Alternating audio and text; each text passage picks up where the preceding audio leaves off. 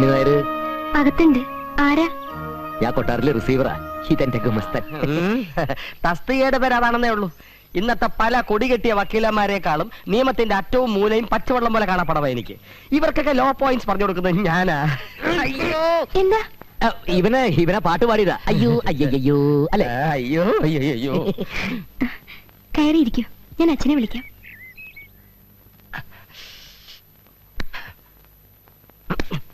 മോളുടെ അടുത്ത് ഞാൻ വെറും കൊമസ്തനാണെന്ന് നീ ആക്കി പറഞ്ഞു. തന്റെ അടുത്ത് എന്താ പറയാൻ പോണേ? പറഞ്ഞു, എന്തും പറഞ്ഞു.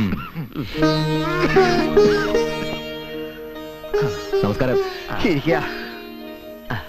ഞാൻ അനന്തപത്മനാഭൻ. ഉർമീസ്.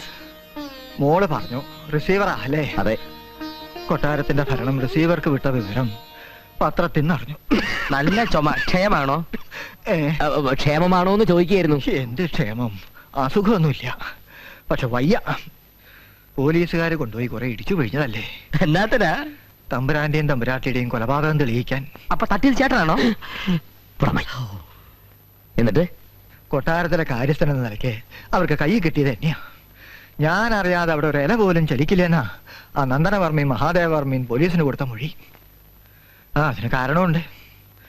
അവർക്ക് എന്നോടായിരുന്നു കൂടുതൽ ദേഷ്യം.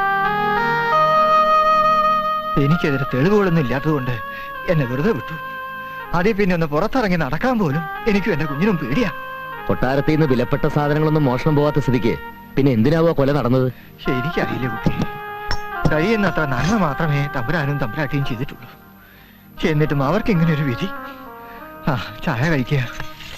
പരിചയപ്പെടാൻ കഴിഞ്ഞതിൽ വളരെ സന്തോഷം. ഞങ്ങൾ വന്നത് പറഞ്ഞോളൂ. ഇന്നലെ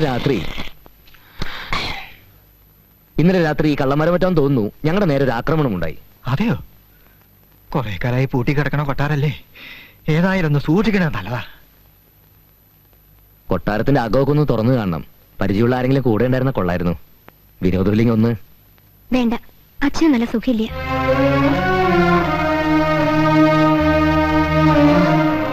ഒന്നും ഉണ്ടായിട്ടല്ല. കൊട്ടാരം പൂട്ടി പോലീസുകാരെ സീല് വെക്കുന്നത് കണ്ട് ബോധം കെട്ട് വീണതാണ്. അതേ പിന്നെ ആ പൂമുഖത്തേക്ക് നോക്കാൻ പോലും എനിക്ക് കഴിയണില്ല. തമ്പുരാന് ഞാനൊരു കാര്യസ്ഥ മാത്രമായിരുന്നില്ല, ഒരു കൂടപ്പറപ്പ് തന്നെയായിരുന്നു. നിങ്ങൾ വിഷമിക്കണ്ട, ഞാൻ വരാം.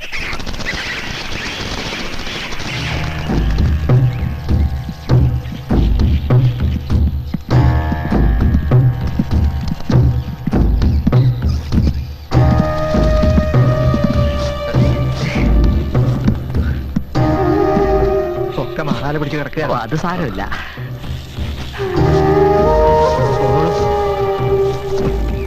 ചിലത് കമ്പി കൊണ്ടാ വല കിട്ടിയിരിക്കുന്നത്. ഇതൊരു ബലം.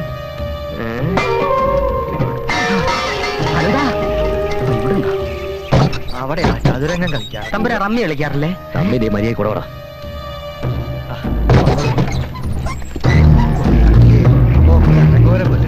അതെ അതെ, കൊരങ്ങന്റെ പൂമാല കൊടുത്തോ.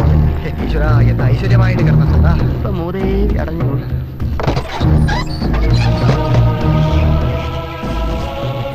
തഞ്ചാവൂരിലെ തച്ചന്മാരെ വെച്ച് ചെയ്യിച്ചതാ ഈ കാണുന്ന മുത്തുപണികളൊക്കെ. അതും ഒറ്റത്തടിയില്.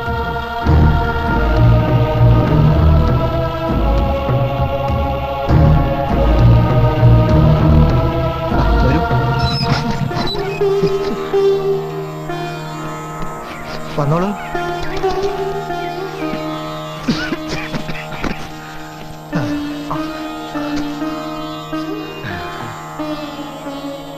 ഇതാണ് തമ്പുരാന്റെ പള്ളിയറ.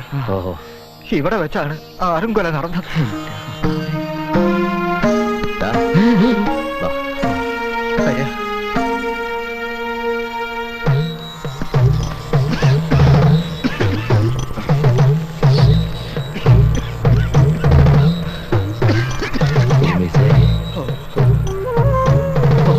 കഷ്ടം തന്നെ. രാജവാഴ്ച ചിതലരിച്ചു. രാജസദസ് കൂടിയിരുന്നത് ഇവിടെയാ. ഓ എന്റെ കർത്താവേ, എന്തു ആനന്ദായത്. ഒരു അന്തവും ഇല്ലേ. ഉറുമീസേ, ഓ ഇത് ജനാധിപത്യമല്ല, രാജഭരണമാ. വരാ വരാ.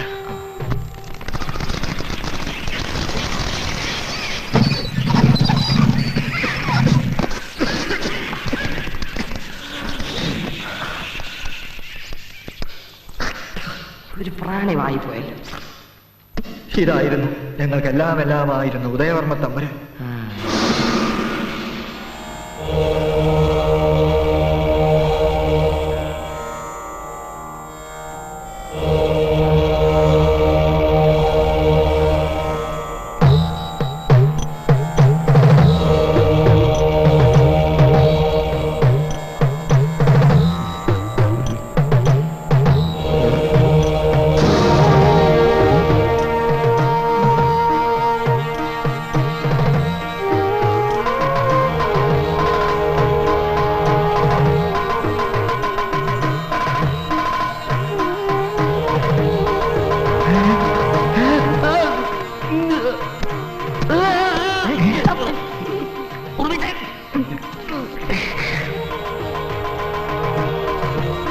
ഓവറാവരുത് കേട്ടോ.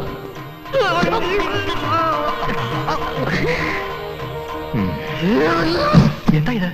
സാരമില്ല, നമുക്ക് നടക്കാം.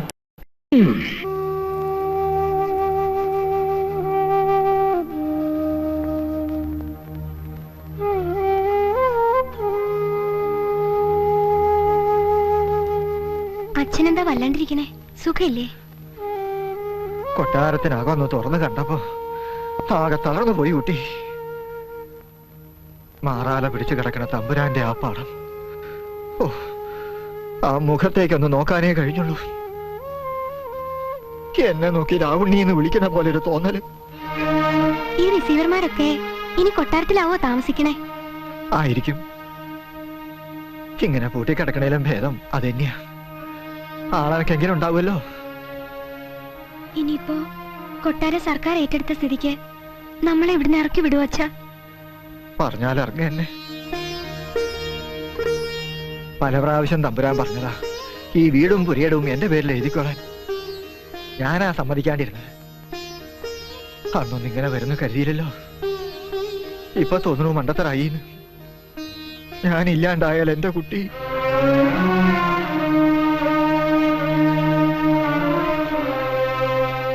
അച്ഛൻ പറയണത് അതിന് കടക്കണുണ്ടോന്ന് അറിയില്ല. എന്നാലും പറയാണ്ടിരിക്കാൻ വയ്യ എന്റെ കുട്ടിയെ. കിഴക്കേ കോവിലത്തെ കാര്യസ്ഥന് ഒരു മോനുണ്ട്. നല്ല പയ്യനാന്നാ കേട്ടെ. ഒന്ന് ആലോചിക്കട്ടെ. അപ്പോ അച്ഛൻ പറയണത് കൊച്ചുതമ്പുരാൻ തിരിച്ചു വരില്ലെന്നാണോ? മരിച്ചു എന്ന് എല്ലാരും പറയണത് സത്യാണോ? പറയച്ച. അങ്ങനെയൊന്നുമല്ല. നിന്റെ ഭാവിയെ കുറിച്ച് ഓർത്തപ്പോ. വേണ്ട, ഒന്നുമില്ലെങ്കിലും ഈ കാത്തിരിപ്പിന് വരുന്നൊരാശ്വാസമെങ്കിലും ഉണ്ടല്ലോ.